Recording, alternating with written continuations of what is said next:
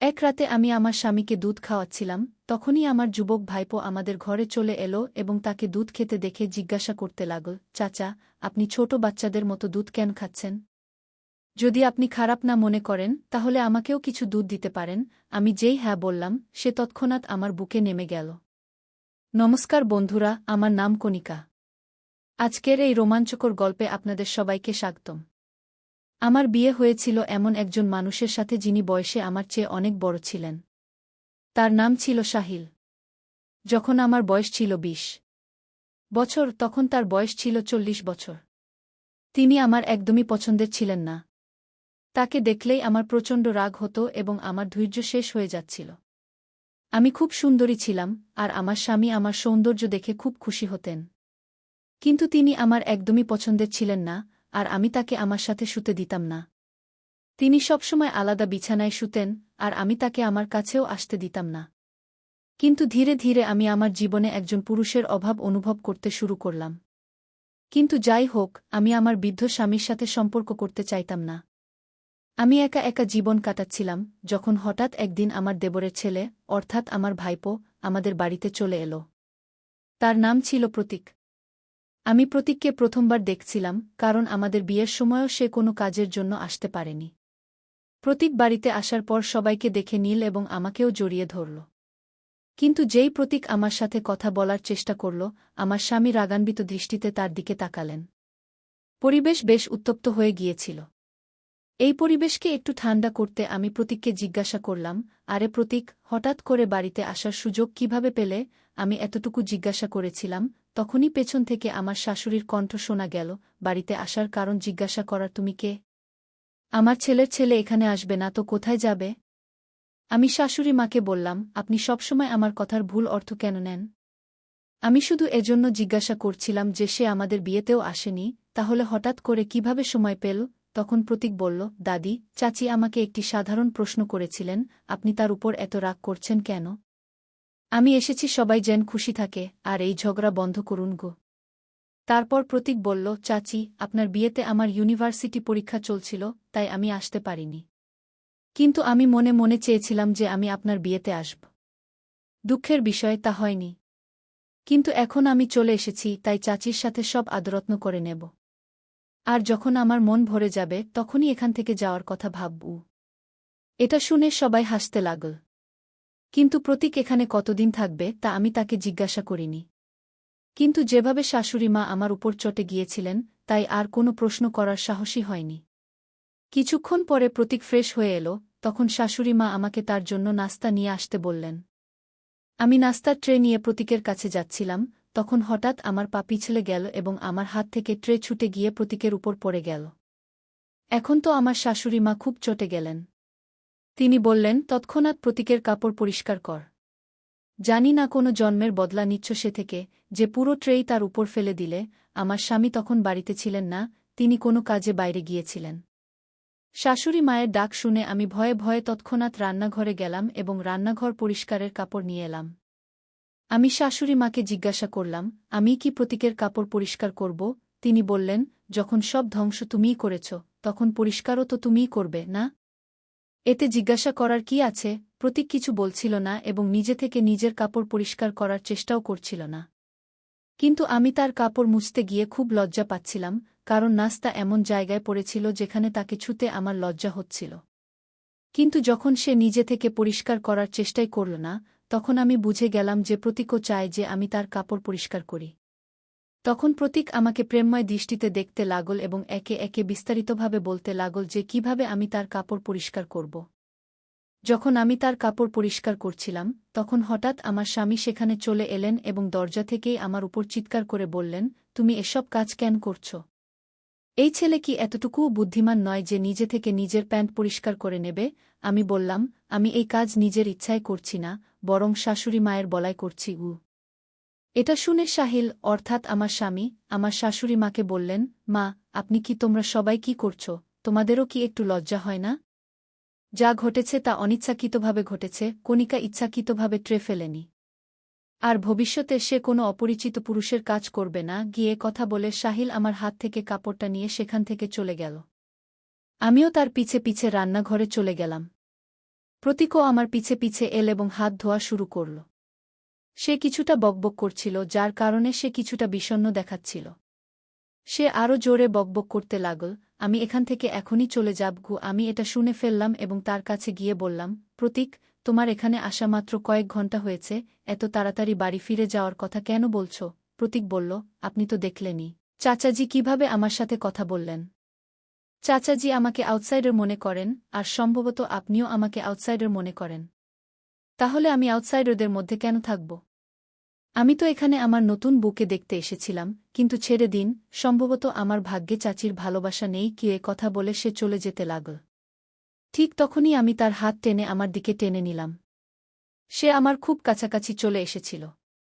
তাকে সরিয়ে দিয়ে আমি বললাম, সরি প্রতীক, আমি ভুলে তোমাকে টেনে নিয়েছি। তারপর আমি তাকে বোঝালাম, তুমি সাহিলের কথায় কষ্ট পেও না। আসলে আমি তার একেবারেই পরোয়া করি না।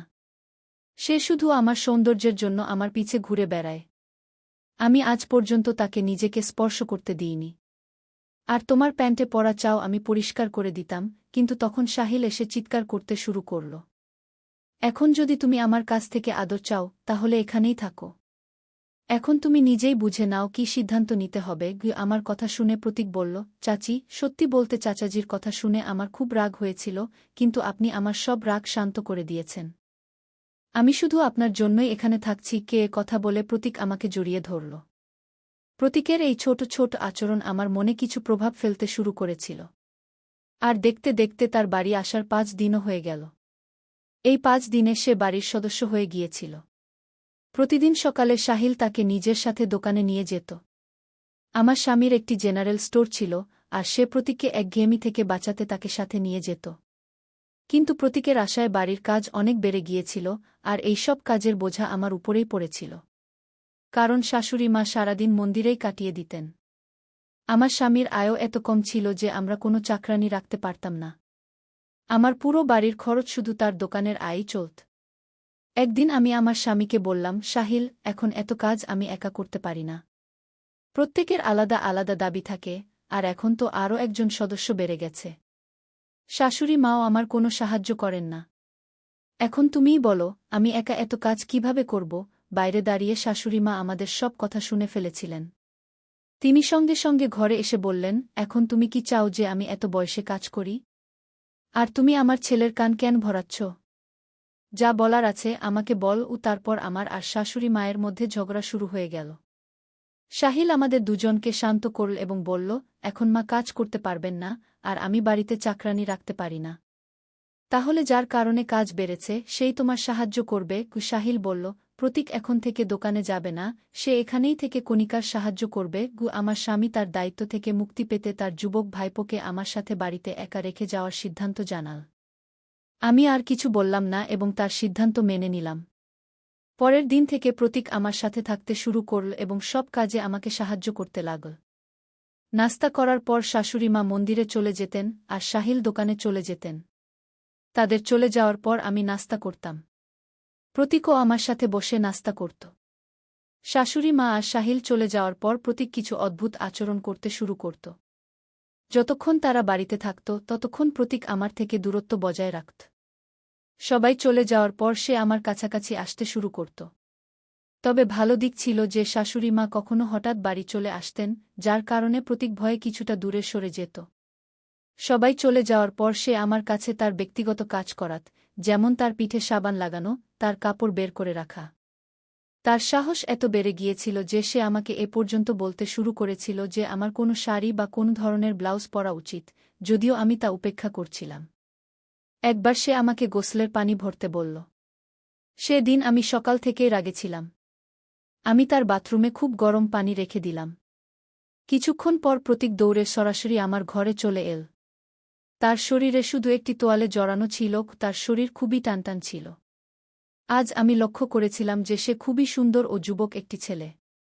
ঘরে ঢুকেই সে লাফাতে শুরু করল এবং বলল, চাচি, আমার এটা পুড়ে গেছে। আমি জানতাম যে আমি তার বাথরুমে খুব গরম পানি রেখে এসেছিলাম, কিন্তু গোসল শুরুর সময় কেউ কি নিজের সেই জায়গায় পানি ঢালে? সে আবার বলল, চাচি, কোনো ক্রিম থাকলে দয়া করে লাগিয়ে দাও, আমার খুব জ্বালা করছে। এত বলতে বলতে সে আমার বিছানায় বসে পড়ল। আমি জিজ্ঞেস করলাম, কোথায় জ্বালা করছে? সে তার উরুর দিকে ইশারা করতেই আমি একটু ঘাবড়ে গেলাম। আমি ভাবলাম, আমার ভুল হয়ে গেছে, আমাকে বাথরুমে এত গরম পানি রাখা উচিত ছিল না। কিন্তু তারও তো দেখে নেওয়া উচিত ছিল যে পানি বেশি গরম নাকি ঠান্ডা। সেই সময় লজ্জা ও ভয়ে আমি ধীরে ধীরে তার পা থেকে তোয়ালে সরাতে শুরু করলাম। তার পা হাঁটুর উপর পর্যন্ত পুড়ে গিয়েছিল। সেই যুবক ছেলেটিকে এভাবে স্পর্শ করতে আমার খুব লজ্জা হচ্ছিল। তোয়ালে সরানোর আগে আমি প্রতীকের দিকে একবার তাকালাম। তার শয়তানি চোখ দেখে আমি সেখান থেকে সরে গেলাম এবং তাকে বললাম, প্রতীক, তুমি মিথ্যা বলছ, এটা সব তোমার নাটক, না? এতে সে বলল, চাচি, আমি তোমার কাছ থেকে সত্য শুনতে চেয়েছিলাম, তুমি কি ইচ্ছে করে আমার জন্য গরম পানি রেখেছিলে? আমি এতটা বোকাও নই যে পানি না দেখে গোসল করতে বসে যাব।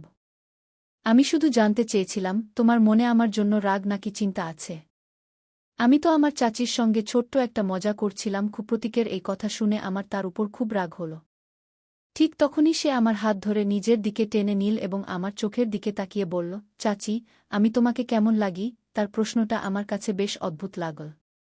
আমি বললাম, প্রতীক, তুমি কি পাগলামি করছ? এটা ভুলো না যে আমি তোমার চাচি। আমার হাত ছেড়ে দাও, না হলে আমি তোমার চাচাকে তোমার বিরুদ্ধে অভিযোগ করব এবং তিনি তোমার এই আচরণের জন্য তোমাকে বাড়ি থেকে বের করে দেবেন। প্রতীক বলল, চাচা আমাকে বাড়ি থেকে বের করতে পারবে না। প্রতীকের ধরা আরও শক্ত হচ্ছিল। সে আমার এত কাছে চলে এসেছিল যে আমার স্বামীও কখনো এত কাছে আসেননি। প্রতীকের কারণে আমার শক্তি খুব কমে যাচ্ছিল এবং তখনই সে আমার কানে প্রেমময় কথা বলতে শুরু করল। এখন আমি একদম নিস্তেজ হয়ে যাচ্ছিলাম। ঠিক তখন বাইরে থেকে শাশুড়ির আওয়াজ এল, বউ, বাইরে আসো। আজ জীবনে প্রথমবার আমার শাশুড়ির আওয়াজ খুব মিষ্টি ও শান্তিদায়ক লাগল, কারণ এই আওয়াজের জন্যই আমি প্রতীকের কবল থেকে মুক্তি পেলাম। শাশুড়ির আওয়াজ শুনেই প্রতীক আমাকে ছেড়ে দিল। একবার সাহিল বাড়ি এলে আমি ঠিক করলাম যে আমি তার কাছে তার সবজির অভিযোগ করবই। রাতে ঘুমানোর আগে সাহিল আমাকে জিজ্ঞেস করল, এখন তো তোমার কাজের বোঝা অনেক কমে গেছে। প্রতীক তো তোমাকে সাহায্য করে না? আমি সাহিলকে কিছু বলতে যাচ্ছিলাম, ঠিক তখনই প্রতীক আমাদের ঘরে ঢুকে সাহিলকে জিজ্ঞেস করল, চাচা, আপনি ছোট বাচ্চার মতো দুধ কেন খাচ্ছেন? এতে আমি বললাম, তোমার চাচার ক্যালসিয়ামের অভাব আছে, তাই তিনি রোজ রাতে দুধ খান। তোমার এতে কোনো সমস্যা আছে? এই রাতের সময়টা আমাদের স্বামী স্ত্রীর জন্য। তুমি আমাদের মধ্যে আসো না। ঘরের লাইট বন্ধ করে দাও এবং এখান থেকে চলে যাও। এত বলেই আমি প্রতীককে আমার ঘর থেকে বের করে দিলাম। আমি যা বললাম তা শুনে সাহিলের মুখে হাসি ফুটে উঠল। সে আমাকে খুব স্নেহের দৃষ্টিতে দেখতে লাগল। আমি তার কাছে গিয়ে খুব আদর করে তাকে দুধ খাওয়াতে লাগলাম। দুধ খেতে খেতে সাহিল আমার কোলে ঘুমিয়ে পড়ল। পরদিন সকালে উঠে আমি রান্নাঘরে যাচ্ছিলাম, হঠাৎ প্রতীক আমার হাত ধরে তার ঘরে টেনে নিল। সে আমাকে খুব শক্ত করে ধরে রেখেছিল। তার এই নিচু কাজ দেখে আমি বললাম, প্রতীক, এ কি বেয়াদবি? পরের 5 সেকেন্ডে যদি তুমি আমার হাত ছেড়ে না দাও, আমি জোরে চিৎকার করব এবং চাচাকে ডাকব। প্রতীক বলল, চাচি, তুমি মাইক নিয়েও আসো। তবু চাচা উঠবেন না, কারণ তার স্ত্রী তাকে ঘুমের ওষুধ মিশ্রিত দুধ খাওয়িয়েছে। তাই সে উঠবে না। প্রতীকের এই কথা শুনে আমি হতবাক হয়ে গেলাম। সে তার মোবাইলে আমাকে একটি ভিডিও দেখাল এবং বলল, এটা দেখো চাচি, আমি তোমাকে দুধে ঘুমের ওষুধ মিশাতে দেখেছি। শুধু এটাই নয়, আমি তোমার আরও অনেক কাজের ভিডিও বানিয়েছি। যদি চাচা এই সব ভিডিও দেখে ফেলেন, তাহলে তোমার কি হবে? এত বলেই সে তার শয়তানি হাসি হাসতে লাগল। সাহিল যেন আমার কাছে না আসে, তাই আমি চুপি চুপি তার দুধে ঘুমের ওষুধ মিশিয়ে দিতাম। সেই ভিডিও দেখিয়ে প্রতীক আমাকে ব্ল্যাকমেল করতে শুরু করেছিল এবং এই অজুহাতে আমি প্রতীকের সাথে ঘনিষ্ঠতা বাড়ানোর চেষ্টা করছিলাম। আমি তাকে ভালো মনে করতাম, কিন্তু সে ছিল খুবই ধূর্ত। এখন প্রতীকের সাথে মিষ্টি মিষ্টি কথা বলার আমার আর কোনো উপায় ছিল না। তাই আমি তার গলায় হাত দিয়ে দাঁড়িয়ে বললাম, আরে প্রতীক, আমি তো শুধু মজা করছিলাম। তুমি যেদিন থেকে এখানে এসেছ সেদিন থেকে আমি তোমার কাছাকাছি আসতে চেয়েছি, কিন্তু সুযোগ পাচ্ছিলাম না। আর আজ দেখো, কত ভালো সুযোগ এসে গেছে। আমি তাকে এত মধুরভাবে কথা বলছিলাম যে সে আমার কথায় বিশ্বাস করে ফেল। সে বলল, চাচি, আমিও বাচ্চাদের মতো দুধ খেতে চাই। তুমি কি আমাকে বাচ্চাদের মতো দুধ খাওয়াবে? আমি বললাম, হ্যাঁ, কেন না। এত বলেই আমি তাকে দুধ খাওয়ানো শুরু করলাম। কিছুক্ষণ পর আমি তার ঘর থেকে বেরিয়ে এলাম। পরদিন সাহিল আবার প্রতীককে দোকানে নিয়ে গেল। কিন্তু আমার প্রতীকের উপর একদমই বিশ্বাস ছিল না। যদি সে ভুলেও সাহিলের সামনে মুখ খুলে দেয়, তাহলে আমার বিপদ আসবে। তাদের দোকানে যাওয়ার কিছুক্ষণ পরই আমিও আমাদের দোকানে পৌঁছে গেলাম। কারণ আমাকে প্রতীকের উপর নজর রাখতে হবে। যখন আমি দোকানে পৌঁছালাম তখন সেখানে কাউকে দেখতে পেলাম না। তাই আমি দোকানের ভিতরে চলে গেলাম। ভিতরে আমি একটি বেসমেন্ট দেখলাম যা আমি আগে কখনো দেখিনি। কিন্তু ভিতর থেকে কারো কথা শুনতে পাচ্ছিলাম। সিঁড়ি না থাকায় আমি ভিতরে যেতে পারছিলাম না, তাই আমি কান লাগিয়ে শুনতে লাগলাম। ভিতর থেকে সাহিল ও প্রতীকের কথা শুনতে পেলাম। সাহিল প্রতীককে জিজ্ঞাসা করছিল কখন তার জ্ঞান ফিরবে। দ্রুত এর চিকিৎসা কর এবং টাকা নিয়ে এই মেয়েটিকে নিয়ে এখান থেকে চলে যাও। ও আমি ভাবলাম এরা কোনো মেয়ের কথা বলছে। তখনই আমি প্রতীককে বলতে শুনলাম সে সাহিলকে জিজ্ঞাসা করছিল, তুমি এই মেয়ের মুখ আমাকে কেন দেখাচ্ছ না? আর এই মেয়েকে? তার প্রশ্নে সাহিল তাকে ধমকে চুপ করিয়ে দিল। প্রতীক আমার সম্পর্কে আমার স্বামীকে কিছু বলেছে এমনটা আমার মনে হচ্ছিল না। তখনই আমি ভিতর থেকে তাদের বের হওয়ার শব্দ পেলাম। আমি তড়িঘড়ি দোকান থেকে বাড়ির দিকে দৌড়ে গেলাম। বাড়ি পৌঁছেই আমি পরিকল্পনা করলাম যে রাতে সাহিলকে ঘুমের ওষুধ না দিয়ে আমি প্রতীকের ঘরে যাব এবং প্রতীকের উপর আমার সাথে জোরজবরদস্তির অভিযোগ তুলব। এরপর সাহিল প্রতীককে চিরতরে বাড়ি থেকে বের করে দেবে। সন্ধ্যায় যখন সাহিল বাড়ি এল তখন আমি তাকে শাশুড়িমার ঘরে যেতে দেখলাম। তার ঘরে যাওয়ার সময় আমি সাহিলের মুখে চিন্তা দেখতে পেলাম। সে ভিতরে যেতেই আমি দরজায় কান লাগিয়ে তাদের কথা শুনতে লাগলাম। সাহিল মাকে বলছিল, মা তুমি আমাকে সারাদিন এত কল করছো কেন? এমনকি ভূমিকম্প এসে গেছে। শাশুড়িমা বললেন, এটাকে ভূমিকম্প না বলে আর কি বলবো? তোমার বিয়েকে পুরো 1 মাস হতে চলেছে কিন্তু এখনও তোমার বউ কোনো সুখবর দিল না। তুমি পুরুষ নাকি কিছুই না? যদি সে শিগগির প্রেগন্যান্ট না হয় শাশুড়িমা কিছু বলতে যাচ্ছিলেন এমন সময় পেছন থেকে প্রতীক ও চাচি কি বলে ডাকল। প্রতীকের আওয়াজ শুনে শাশুড়িমা চুপ হয়ে গেলেন। আমার পরিকল্পনা অনুযায়ী রাতে আমি সাহিলকে ঘুমের ওষুধ দিলাম না।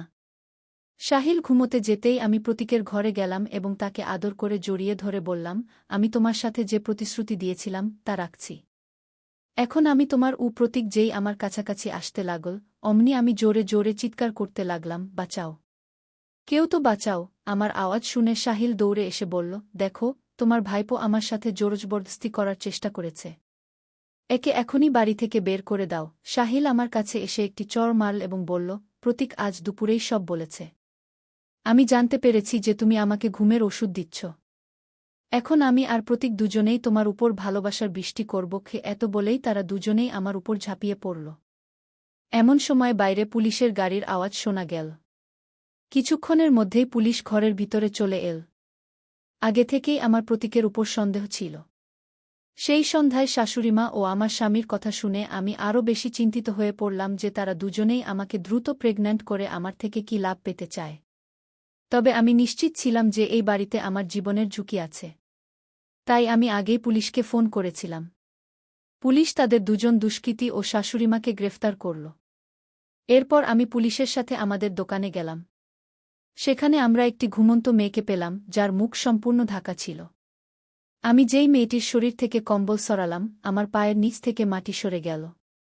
কারণ সেই মেয়েটি আর কেউ নয়, আমার ডাক্তার বোন। ডাক্তাররা তার পরীক্ষা করে জানা গেল যে সে কোমায় আছে। সাহিল আমার বোনের স্বামী ছিল। তাদের বিয়ের কয়েকদিন পরই সাহিল অভিযোগ করেছিল যে আমার বোন পালিয়ে গেছে। বর বোনের পালানোর কারণে আমার জীবন নষ্ট হয়ে গেছে এমন কথা বলে সাহিল আমার বাবাকে আমার কাছে প্রস্তাব দিয়েছিল। যখন পুলিশ সাহিলের বক্তব্য রেকর্ড করেছিল তখন জানা গেল যে সেই দুষ্ট বুড়ি আমার বাবার সম্পত্তি দখল করার জন্য আমার বোনের উপর অনেক অত্যাচার করেছিল। কিন্তু সে এই বলে সেই দুষ্টদের থেকে নিজেকে মুক্ত করার চেষ্টা করেছিল যে আমি তাদের সৎ মেয়ে এবং সব সম্পত্তি আমার ছোট বোনের নামে আছে। প্রতীক একটি ছোট গ্রামে একটি ছোট ক্লিনিক চালানো ডাক্তার ছিল যাকে আমার বোনের চিকিৎসার জন্য আনা হয়েছিল এবং এটি এই 3 জনের মিলিত ষড়যন্ত্র ছিল। সেই 3 জন অপরাধীকে আদালত যাবজ্জীবন কারাদণ্ড দিয়েছিল এবং এইভাবে আমার বোন এবং আমার প্রাণ বেঁচে গেল। কমেন্ট করে অবশ্যই জানাবেন যে আপনি এই গল্পটি কেমন পছন্দ করেছেন। যদি আপনি এই গল্পটি পছন্দ করেন তবে এটি লাইক করুন এবং আপনার বন্ধুদের সাথে শেয়ার করুন। ভবিষ্যতে এমন রোমাঞ্চকর গল্পের জন্য আমাদের চ্যানেল সাবস্ক্রাইব করুন এবং বেল আইকন টিপতে ভুলবেন না। সবাই নিজের এবং নিজের পরিবারের যত্ন নিন। ধন্যবাদ।